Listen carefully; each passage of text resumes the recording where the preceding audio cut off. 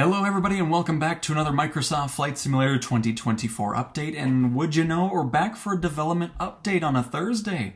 The last few weeks just really had nothing worthwhile to dive into and no feedback snapshot, but it's finally returned and we'll dive into everything that we can expect in Sim Update 2 and Sim Update 3. One other thing, Marketplace still has not a single item that supports career mode regarding helicopters, airplanes, or anything like that, so it continues to save me a lot of money because until then, I'm not going to be buying anything, so just thought I'd mention that. Still nothing regarding career support from a third-party developer. And just in case you don't know what the feedback snapshot is, this is accumulating all the top requested things that people have posted on the Flight Sim forums. So this is what we're looking at, and we'll also see the status of those. And anything that's been already fixed server-side or from Sim Update 1, I'm going to skip over because we already know about them. We'll just focus on Sim Update 2 and 3 items. FPS performance is fixed in SU2. Ground textures are blurry, LOD system is too aggressive, and non-functioning EFB and VR are partially fixed in Sim Update 2.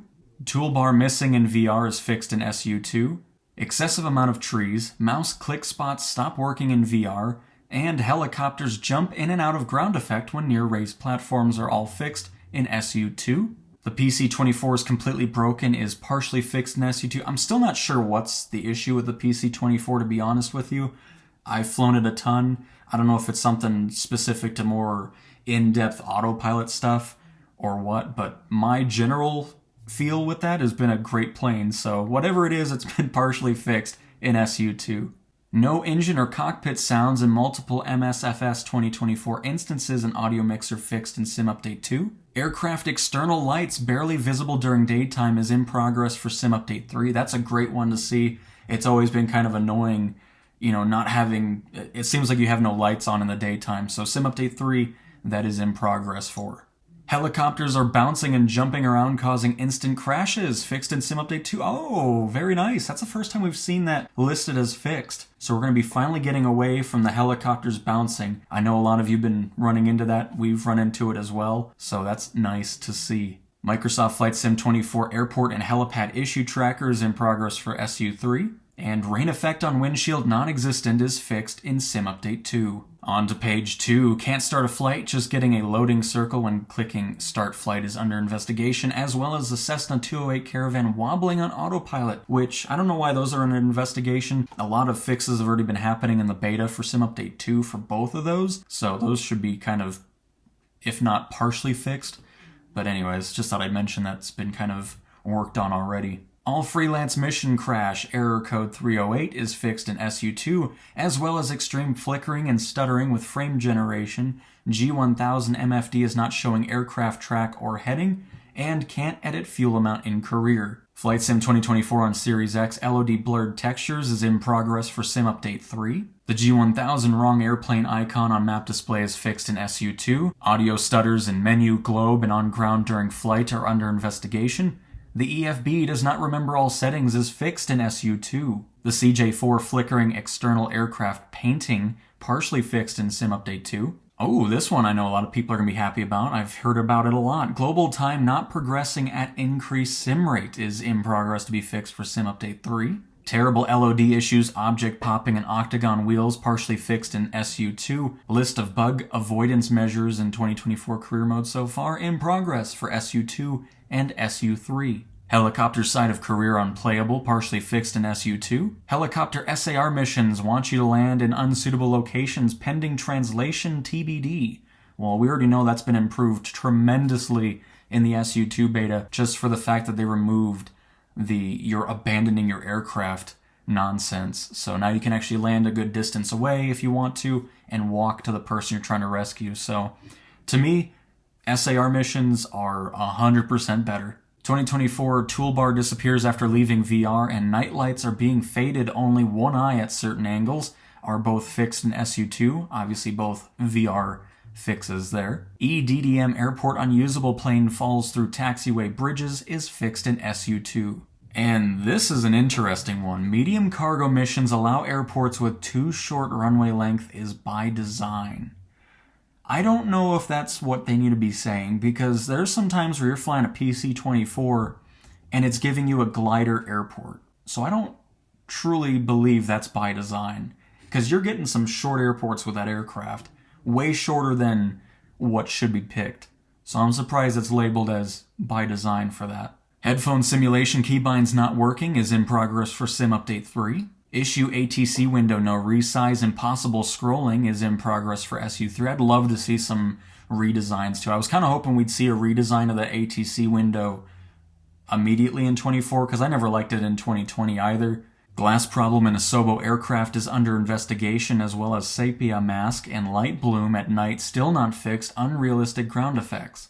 VR lighting issue eye adaptation and overexposure in 2024 fixed in SU2. Heavy cargo no base sim plane for mission is in progress for Sim Update 2, which is kind of what I was expecting to see. I wouldn't be surprised if we see something about super heavy cargo as well, which is why they made it to where the career profile is separate from the live version of the sim to the beta one. So that's great to see. Would love to dive into some heavy cargo, see how those missions are, and see what the payouts are as well. VR mode Draco X exhaust gases inside cockpit only in right eye is fixed in SU2.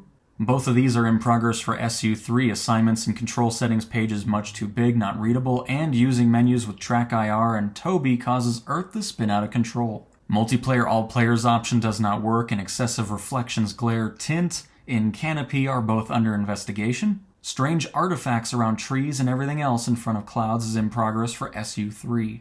The ES30 is unplayable in career is under investigation, even though that should say partially fixed in SU2.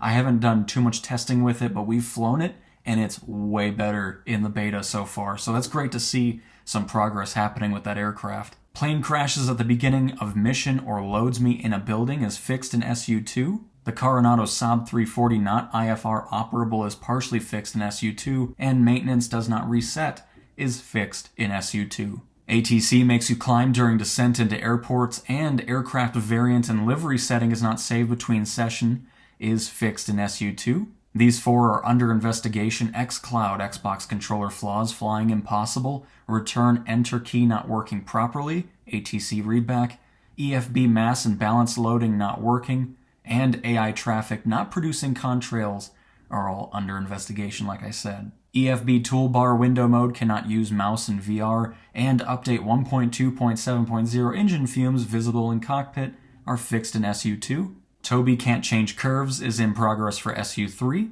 No heavy cargo missions in progress for SU2, as we were just discussing earlier. So, I can't wait for that beta build. That's going to be a good one. Can't disable flight path assist is fixed in SU2, as well as the shining effect. Both eyes are not rendering the same image. Custom camera views are not saving is fixed in SU2. Wake turbulence does not seem to work, and sometimes parking is in or on top of buildings is fixed in SU2. I kind of wish some of these duplicates they would just get rid of, but anyways.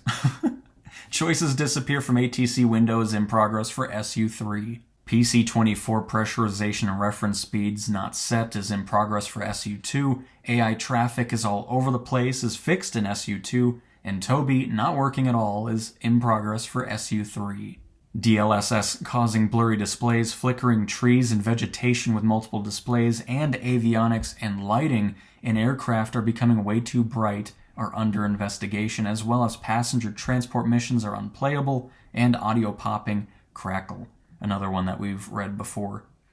Black box when entering VR is fixed in SU2. Walk around mode VR toolbar and tab EFB blocking view is in progress. No commas or decimal separators shown in career. Why is that still? Didn't that get fixed in SU1? I thought that was already in SU1. Anyways, well, it's there for SU2 apparently.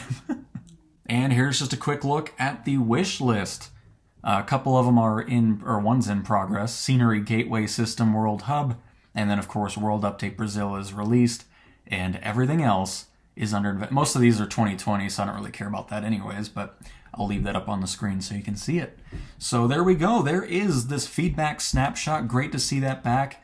I'm really liking a lot of the fixes that we're getting in Sim Update 2 that we don't even have yet in the beta. So it's great to see how much is in Sim Update 2 already from what we've experienced and what we can still expect. And then, of course, future on into Sim Update 3 is looking like we're going to be getting some great fixes too. One thing that wasn't listed there, surprisingly, even though I'm sure everybody's talking about downloadability, in last month's development update, they said that we're going to start seeing some downloadability functionality in Sim Update 3. So if you're wondering where that's at, that's what's going on. So anyways, there we go, everybody. Hopefully you guys enjoyed another update video and diving through the feedback snapshot. A lot of goodies in there. Be sure to let me know what you thought you liked the most or what you're happy to see in the list. And yeah, with that being said, thanks for watching, and I will talk to you guys next time. See ya.